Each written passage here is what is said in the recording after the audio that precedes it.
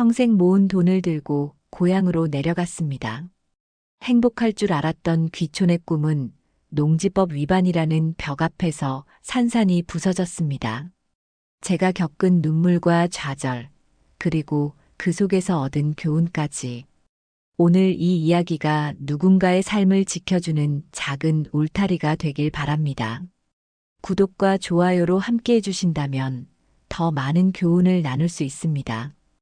고향에서의 마지막은 축복일 거라 믿었습니다. 평생 도시에서 살며 버틴 세월이 고향 땅에 뿌리 내리는 순간 보상받을 거라 생각했습니다. 저는 늦은 나이에야 비로소 깨달았습니다. 사람은 결국 흙으로 돌아가야 한다는 것을. 그래서 저는 가진 걸 정리하고 어린 시절 뛰놀던 고향으로 돌아왔습니다. 안녕하세요. 저는 고향으로 귀촌한 평범한 사람입니다. 도시의 삶은 숨가빴습니다. 새벽마다 지하철에 몸을 싣고 사무실에 앉아 하루 종일 모니터만 바라보며 살았습니다. 퇴직을 앞두고 나니 그 삶이 남겨준 건 쌓인 서류와 허리 통증뿐이었습니다. 그때마다 떠오른 건 어릴 적 흙냄새가 가득하던 시골의 풍경이었습니다. 바람에 흔들리던 논, 저녁 종소리, 별빛 가득한 하늘이 제 가슴을 울렸습니다. 그래서 저는 결심했습니다. 남은 삶은 도시가 아닌 고향에서 보내야겠다고요. 퇴직금 일부와 모아둔 돈을 꺼내 고향의 밭을 샀습니다. 사람들은 무모하다 했지만 제 마음은 단단했습니다. 어릴 적 제가 뛰놀던 그 밭은 다시 삶을 시작할 새 터전으로 보였습니다. 땅을 산 뒤 저는 작은 집을 짓고 싶었습니다. 나무 냄새가 가득한 집, 아침마다 텃밭에서 채소를 따올 수 있는 집, 손주들이 오면 뛰놀 수 있는 마당이 있는 집을 꿈꿨습니다. 저녁에는 풀벌레 소리에 귀 기울이며 잠드는 삶, 그것이 제 전부였습니다. 그래서 저는 서둘러 컨테이너를 들여놓고 손수 고치기 시작했습니다. 마을 어른들은 제게 물었습니다. 허가를 받았냐고, 절차를 밟았냐고 조심스레 말해주었습니다. 저는 웃으며 대답했습니다. 내 땅에 내가 사는 집을 짓는데 무슨 문제냐고. 옛날에도 다들 그렇게 살지 않았냐고, 괜찮을 거라고 말했습니다. 그 말에는 확신이 아니라 법을 몰랐던 제 무지가 숨어 있었습니다. 그날 밤 저는 새로 손본 방 안에서 누워 하늘을 봤습니다. 별빛이 도시보다 수십 배는 더 또렷하게 쏟아졌습니다. 그 빛이 제 머리 위로 떨어지며 속삭이는 듯 했습니다. 드디어 돌아왔다고. 저는 그 자리에서 마음 깊이 확신했습니다. 이제야 진짜 내 자리를 찾았다고. 그러나 그 확신은 오래가지 못할 거라는 걸 그때는 알지 못했습니다. 행복은 너무도 가까이 있는 듯 보였습니다. 아침마다 눈을 뜨면 창밖에 펼쳐진 논과 밭이 반짝거렸습니다. 새소리가 알람처럼 울려 퍼지고 공기에는 풀냄새가 가득했습니다. 도시의 매캐한 먼지와는 비교조차 되지 않았습니다. 저는 혼잣말을 했습니다. 이제야 숨통이 트였다고. 저는 땅 한쪽을 갈아엎고 씨앗을 심었습니다. 흙을 손으로 만질 때마다 오래 묻혀있던 제 마음이 깨어나는 듯 했습니다. 삽질 몇 번 해도 허리가 끊어질 듯 아팠지만 그마저도 기쁨이었습니다. 손에 묻은 흙은 도시에서 쥐던 서류보다 훨씬 따뜻했습니다. 그 순간만큼은 제가 누구보다 부자라는 생각이 들었습니다. 작은 텃밭이 자리를 잡자 저는 욕심을 냈습니다. 채소를 심는데 그치지 않고 나무 몇 그루도 심어야겠다고 마음먹었습니다. 집 뒤에는 닭장을 놓아 신선한 달걀을 얻을 수 있을 거라 생각했습니다. 도시에서 살 땐 돈을 내야 얻을 수 있던 것들이 여기선 제 손으로 직접 만들어지는 기적 같았습니다. 며칠 뒤 가족을 불렀습니다. 새로 손질한 집에 들어서자 아이들의 눈이 반짝거렸습니다. 마당에서 뛰놀던 손주의 웃음소리가 울려 퍼졌습니다. 아내는 오랜만에 얼굴에 웃음을 띠며 말했습니다. 이곳이 진짜 우리 집 같다고요. 저는 그날 소박한 잔치를 열었습니다. 이웃 몇 명도 초대해 밥상을 함께 했습니다. 밭에서 딴 열무로 국을 끓이고 시장에서 사온 막걸리도 돌렸습니다. 웃음소리와 건배 소리가 이어지며 집안은 활기로 가득했습니다. 그 순간만큼은 모든 수고가 보상받는 듯 했습니다. 하지만 몇몇 이웃은 속삭이듯 경고했습니다. 이 집은 허가를 받은 것 같지 않다고, 농지를 주거용으로 쓰면 문제가 생길 수도 있다고. 저는 대수롭지 않게 웃어넘겼습니다. 괜찮을 거라고, 아무 일 없을 거라고. 제 귀에는 그 말들이 들리지 않는 듯 했습니다. 밤이 되자 저는 마당에 앉아 별을 올려다봤습니다. 달빛이 지붕 위로 쏟아지고 바람이 옷깃을 스쳤습니다. 손주들이 웃으며 뛰놀던 모습이 머릿속에 선명하게 남았습니다. 저는 혼잣말로 되뇌었습니다. 이게 진짜 행복이라고. 도시는 절대 주지 못한 삶이라고요. 그날 저는 이미 경고의 신호를 여러 번 받았지만 기쁨에 눈이 멀어 그 모든 걸 무시하고 있었습니다. 작은 낭만을 지키려던 마음은 결국 더 큰 대가로 이어질 운명을 품고 있었습니다. 그러나 저는 그 사실을 알지 못한 채 그날 밤도 환한 미소를 짓고 잠들었습니다. 낭만은 현실을 가려주었지만 법은 냉정하게 다가오고 있었습니다. 행복은 오래가지 않았습니다. 며칠 뒤 우편함에 꽂힌 한 장의 종이가 제 삶을 송두리째 흔들었습니다. 농지법 위반 통보서, 불법 전용, 원상 복구 명령, 그리고 벌금 수천만 원. 제 눈앞 글자들이 칼날처럼 박혀 들어왔습니다. 처음엔 잘못 온 줄 알았습니다. 내 이름이 선명하게 적혀 있었지만 믿을 수가 없었습니다. 내 땅에서 내가 사는 집인데 그게 어떻게 위법일 수 있냐고 되물었습니다. 머릿속은 하얘지고 손은 떨렸습니다. 저는 종이를 움켜쥔 채 한참을 서 있었습니다. 저녁에 가족들에게 알렸습니다. 순간 집 안은 얼음장처럼 차가워졌습니다. 아내는 숨을 몰아쉬며 물었습니다. 정말 허가도 안 받고 집을 올린 거냐고. 아이들은 고개를 떨구며 한숨을 내쉬었습니다. 저는 대답하지 못한 채 고개만 끄덕였습니다. 그날 밤 밥상은 싸늘히 식어갔습니다. 손주도 웃지 않았습니다. 제가 꿈꾸던 웃음소리 가득한 마당은 사라지고 침묵만이 집안을 채웠습니다. 아내의 눈빛에는 분노와 실망이 동시에 묻어 있었습니다. 그 표정은 저를 더욱 작게 만들었습니다. 다음 날 저는 시청을 찾았습니다. 사정을 설명하고 선처를 받았습니다. 공무원은 서류를 펼쳐 보이며 말했습니다. 농지를 주거용으로 바꾸려면 허가 절차가 필요하다고. 그걸 어기고 집을 올렸으니 명백한 위반이라고. 목소리는 단호했고 동정은 보이지 않았습니다. 저는 애써 웃으며 말했습니다. 고향 땅에 집 하나 짓는 게 그렇게 큰 잘못이냐고. 공무원은 눈길조차 주지 않고 규정을 읊었습니다. 농지법 제몇조, 원상 복구 명령, 과태료 기준. 저는 말문이 막혔습니다. 이 땅이 제 것이라 믿었는데 법 앞에서는 아무 힘도 없었습니다. 돌아오는 길 발걸음이 무거웠습니다. 햇볕은 여전히 뜨거웠지만 제 안은 얼어붙은 듯 차가웠습니다. 밭둑 위에 앉아 통보서를 다시 펼쳤습니다. 종이 위 글자들이 눈앞에서 춤을 추듯 흔들렸습니다. 제 꿈을 조롱하는 것 같았습니다. 그날 저녁 마을 사람들의 시선이 달라져 있었습니다. 누군가는 측은한 눈빛을, 누군가는 비웃음을 보냈습니다. 그 속에서 저는 완전히 고립된 기분이었습니다. 함께 웃었던 이웃들의 말이 떠올랐습니다. 허가 받았냐고, 절차 밟았냐고 물었던 그 말들이. 저는 고개를 떨구며 속으로 중얼거렸습니다.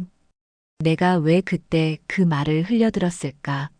낭만만 줬다가 현실을 놓쳐버렸구나. 벌금보다 더 무거운 건 스스로에 대한 실망이었습니다. 그날 밤 저는 잠을 이루지 못했습니다. 억울했습니다. 내 땅에 내가 세운 집이 잘못이라니 아무리 생각해도 납득이 되지 않았습니다. 그러나 법은 제 감정을 헤아려 주지 않았습니다. 시청을 다시 찾아가 사정을 설명했지만 돌아온 건 차가운 규정뿐이었습니다. 농지 전용 허가 절차를 밟지 않았다는 이유 하나로 모든 게 무너져 내렸습니다. 공무원은 서류를 내밀며 덧붙였습니다. 원상 복구를 하지 않으면 강제 철거 절차가 진행된다고. 벌금은 기한 내에 납부하지 않으면 가상금이 붙는다고. 그 말들은 칼날처럼 제 가슴에 꽂혔습니다. 숨이 막혀 아무 대답도 할 수 없었습니다. 밖으로 나오자 하늘이 노랗게 흐려 보였습니다.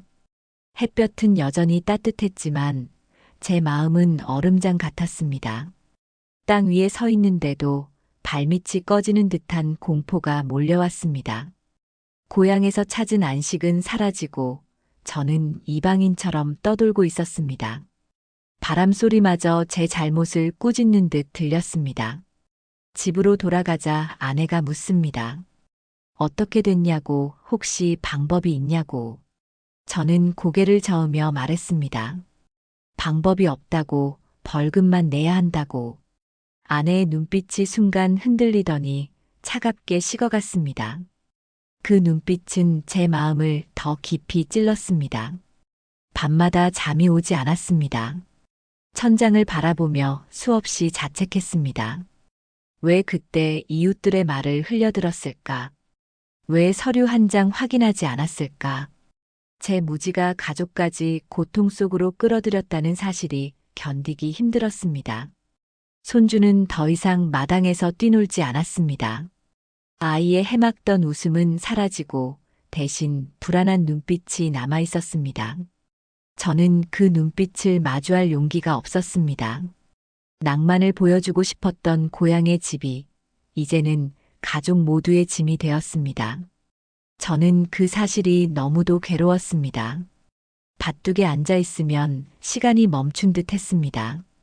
잡초 사이로 불어오는 바람이 차갑게 스쳤습니다.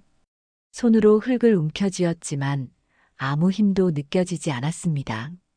이 흙이 제 삶을 살려줄 거라 믿었는데 오히려 저를 무너뜨리고 있었습니다. 그 순간 제 안에서 모든 힘이 빠져나갔습니다. 저는 스스로를 원망했습니다. 가족을 지켜야 할 아버지로서, 남편으로서 너무도 어리석었다고. 낭만만 줬다 현실을 몰랐다는 사실이 가슴을 짓눌렀습니다. 벌금이 두려운 게 아니었습니다. 저 자신이 초라해진 게 더 큰 고통이었습니다. 집안은 점점 더 차가워졌습니다. 식탁 위에 올려진 반찬은 그대로 식어갔고 서로 마주보던 눈빛은 점점 피하고 있었습니다. 아내는 말했습니다. 이럴 줄 알았으면 도시에 그냥 남았을 거라고. 아이들은 대놓고 불만을 쏟아냈습니다. 큰아들은 목소리를 높였습니다. 도시에서 살자던 가족의 말을 왜 무시했냐고, 서류 한 장 확인도 안 하고 일을 벌인 게 이해되지 않는다고. 작은 아들도 고개를 끄덕이며 말했습니다. 아버지의 고집이 결국 우리를 이 상황으로 끌어들였다고. 저는 아무 말도 할 수 없었습니다. 이미 사실은 명백했고 책임을 피할 수 없었습니다. 낭만을 조차 선택한 귀촌이 이렇게 가족의 짐이 될 줄은 몰랐습니다. 아내는 결국 눈물을 보였습니다. 평생 고생만 하다가 노후에도 편할 날이 없다고, 차라리 그냥 도시에서 살자 했을 때 들었어야 한다고. 그 말은 제 가슴을 무너뜨렸습니다. 저는 아내의 눈을 제대로 마주할 수 없었습니다. 아이들은 한숨을 내쉬며 방으로 들어가 버렸습니다. 남은 건 텅 빈 식탁과 얼어붙은 공기뿐이었습니다. 저는 숟가락조차 들 수가 없었습니다. 밤이 깊어지자 저는 홀로 마당에 앉았습니다. 별빛은 여전히 반짝였지만 제 눈에는 보이지 않았습니다. 낭만이라던 그 빛은 사라지고 남은 건 가족의 원망과 제 잘못뿐이었습니다. 저는 땅을 내려다보며 중얼거렸습니다. 도대체 내가 뭘 한 걸까? 다음 날 아침 아이들은 싸늘한 얼굴로 집을 나갔습니다. 손주는 더 이상 뛰놀지 않았습니다. 아내는 말없이 집안일만 했습니다. 대화는 줄었고 웃음은 완전히 사라졌습니다. 제 마음은 점점 더 옥죄어 왔습니다. 저는 밭둑에 앉아 지나온 날들을 떠올렸습니다. 도시에서 살던 날, 가족이 함께 웃던 순간. 그때는 불편했지만 그래도 서로 기대며 살아갔습니다. 지금은 고향에 와 있지만 오히려 더 멀어진 기분이었습니다. 고향은 가까워졌는데 가족은 멀어져 있었습니다. 저는 마음속으로만 다짐했습니다. 이대로 무너져선 안 된다고, 어떻게든 길을 찾아야 한다고. 벌금보다 더 큰 고통은 가족의 원망이라는 걸 깨달았습니다. 하지만 방법은 보이지 않았습니다. 그날도 저는 끝내 답을 찾지 못한 채 고개를 떨구고 있었습니다. 무너진 줄만 알았던 제 삶에 작은 불씨가 들어왔습니다. 밭둑에 앉아 한참을 멍하니 있던 날, 지나가던 마을의 노인이 제 옆에 앉았습니다. 그는 한동안 아무 말도 하지 않더니 조용히 말했습니다. 나도 똑같은 실수를 했었다고.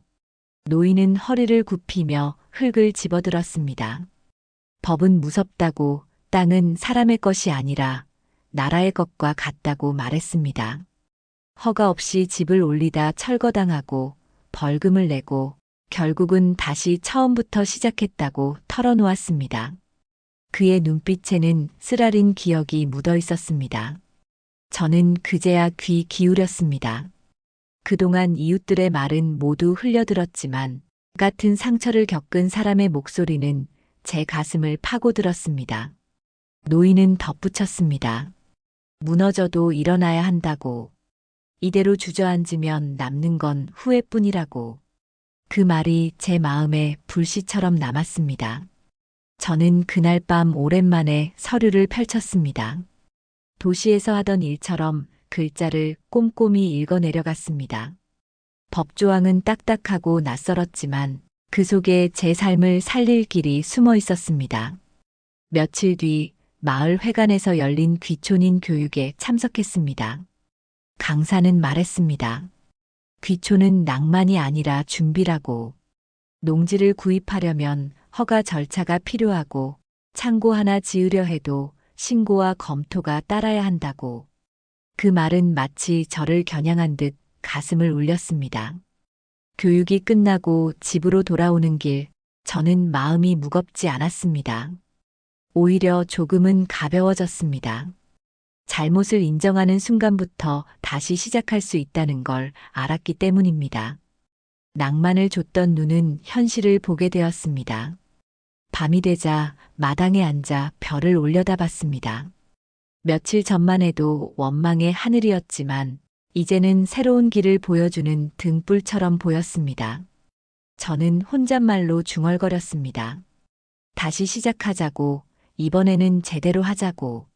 그 순간 제 안에서 작지만 단단한 씨앗이 움트고 있었습니다. 비록 벌금은 무겁고 상처는 깊지만 그 속에서도 길은 열려 있다는 걸 알게 되었습니다. 저는 처음으로 웃으며 하늘을 바라봤습니다. 그 웃음은 오래간만에 제 얼굴에 스며든 빛이었습니다. 벌금 고지서를 받아들고도 저는 주저앉지 않았습니다. 가슴은 무너져 있었지만 마음속 작은 불씨가 저를 일으켰습니다. 이제는 피하지 말고 정면으로 마주해야 한다고 다짐했습니다.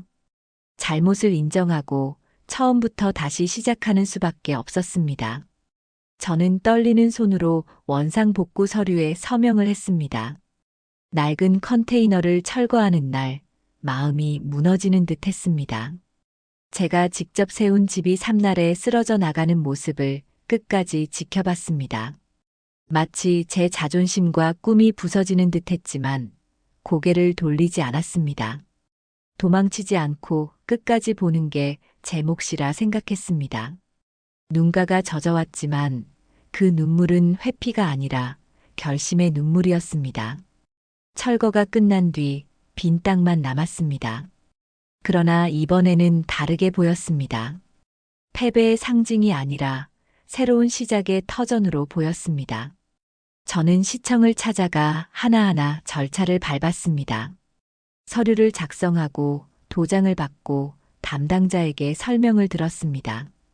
과거 같았으면 귀찮다며 지나쳤을 일들이 지금은 제 삶을 살리기 위한 과정이었습니다. 줄을 서고 기다리고 서류를 제출하며 저는 깨달았습니다. 땅은 그냥 땅이 아니라 지켜야 할 약속 위에 놓여 있다는 것을. 그 약속을 몰랐던 제 무지가 가장 큰 죄였습니다. 시간은 오래 걸렸습니다. 허가가 나기까지 몇 달을 기다려야 했습니다. 그러나 이번엔 조급하지 않았습니다. 저는 틈날 때마다 마을 사람들과 대화를 나누었습니다. 그 속에서 더 많은 걸 배우고 조금씩 마음이 단단해졌습니다. 드디어 허가가 떨어졌습니다. 그날 손에 쥔 종이가 종이가 아니라 희망처럼 보였습니다. 비록 돈은 많이 잃었지만 이번엔 제대로 된 길 위에 있다는 걸 알았습니다. 저는 다시 작은 집을 짓기 시작했습니다. 이번에는 서두르지 않고 하나하나 절차대로 해나갔습니다. 새 집이 완성되었을 때 예전처럼 요란한 잔치는 없었습니다. 그러나 가족은 웃었습니다. 아내는 말했습니다. 이번 집은 비록 소박하지만 마음이 편하다고. 아이들도 고개를 끄덕이며 안도의 숨을 내쉬었습니다. 그 미소를 보는 순간 모든 수고가 보상받는 듯 했습니다. 저는 텃밭을 다시 가꾸기 시작했습니다. 씨앗을 심고 물을 주고 잡초를 뽑으며 흙과 대화를 나눴습니다. 예전과 다를 것 없는 행동이었지만 제 마음은 전혀 달랐습니다. 이제는 낭만을 좇는 것이 아니라 현실 위에 뿌리 내리는 삶이었습니다. 저는 땅을 바라보며 말했습니다. 드디어 진짜 시작이라고. 모든 걸 잃은 줄만 알았지만 끝내 제 손에 남은 것이 있었습니다. 그것은 교훈이었습니다. 돈은 사라졌고 시간도 흘러갔지만 저는 바보로 끝나지 않았습니다. 무너졌던 자리에서 다시 일어났고 쓰라린 경험을 삶의 자산으로 바꾸었습니다. 그게 제가 얻은 마지막 보상이자 가장 큰 깨달음이었습니다. 새로 지은 작은 집 앞에 서 있으면 마음이 차분해졌습니다. 예전처럼 크고 번듯하지 않아도 저는 더 이상 두렵지 않았습니다. 법을 몰라 무너졌던 제가 이제는 누구보다 법과 절차를 알고 있었습니다. 그 위에 지은 집은 단단했고 제 마음도 함께 단단해졌습니다. 저는 그제야 진짜 귀촌을 했다고 말할 수 있었습니다. 텃밭에는 계절마다 다른 채소가 자랐습니다. 봄에는 상추, 여름에는 참외, 가을에는 고추, 겨울에는 배추가 자리했습니다. 저는 그 채소들을 마을 사람들과 나누었습니다. 이웃들은 말했습니다. 이제야 당신이 이 마을 사람이 된 것 같다고. 그 말은 제게 가장 큰 위로이자 축복이었습니다. 가끔 마을 아이들이 제 집 앞에 모였습니다. 저는 아이들에게 들려주곤 했습니다. 낭만만 바라보다 현실을 잊으면 큰 대가를 치른다고. 법과 절차를 지키는 건 귀찮은 게 아니라 삶을 지켜주는 울타리라고. 그 아이들의 눈빛 속에서 저는 제 과거를 보았습니다. 가족 역시 달라졌습니다. 아내는 더 이상 눈물을 보이지 않았습니다. 아이들은 제 곁에서 다시 웃음을 되찾았습니다. 손주는 텃밭을 뛰놀며 제 손을 꼭 잡았습니다. 저는 그 손을 잡으며 다짐했습니다. 다시는 어리석지 않겠다고. 밤하늘을 바라보는 시간이 많아졌습니다. 별빛은 여전히 찬란했지만 이제는 제게 다른 의미였습니다. 낭만이 아니라 지켜야 할 현실을 깨닫게 해주는 빛이었습니다. 저는 중얼거렸습니다. 꿈은 언제든 시작할 수 있지만 무지 위의 꿈은 오래가지 못한다고. 그 말은 제 삶을 지탱하는 진리가 되었습니다. 이제 저는 더 이상 실패한 귀촌인이 아닙니다. 쓰라린 시행착오를 겪은 덕분에 진짜 귀촌의 길을 아는 사람이 되었습니다. 누군가 제게 조언을 구하면 저는 말합니다. 고향으로 돌아가려면 먼저 법과 제도를 배우라고. 그걸 알지 못한 채 내려오면 행복 대신 고통을 얻을 거라고. 마지막으로 저는 이렇게 말하고 싶습니다. 낭만은 순간을 채워주지만 교훈은 평생을 지켜줍니다. 저는 이제 낭만 대신 교훈을 품고 살아갑니다. 고향은 저를 무너뜨렸지만 동시에 다시 세워주었습니다. 그리고 그 이야기를 오늘 여러분께 남깁니다. 저는 고향에서 낭만이 아니라 교훈을 얻었습니다. 법을 몰라 무너졌지만 다시 일어선 덕분에 진짜 귀촌의 길을 알게 되었습니다. 이 영상이 혹시 귀촌을 꿈꾸는 분들께 작은 길잡이가 되었다면 좋겠습니다. 앞으로도 삶의 진짜 이야기를 전해드리겠습니다. 구독과 알림 설정으로 함께 걸어가 주시면 감사하겠습니다.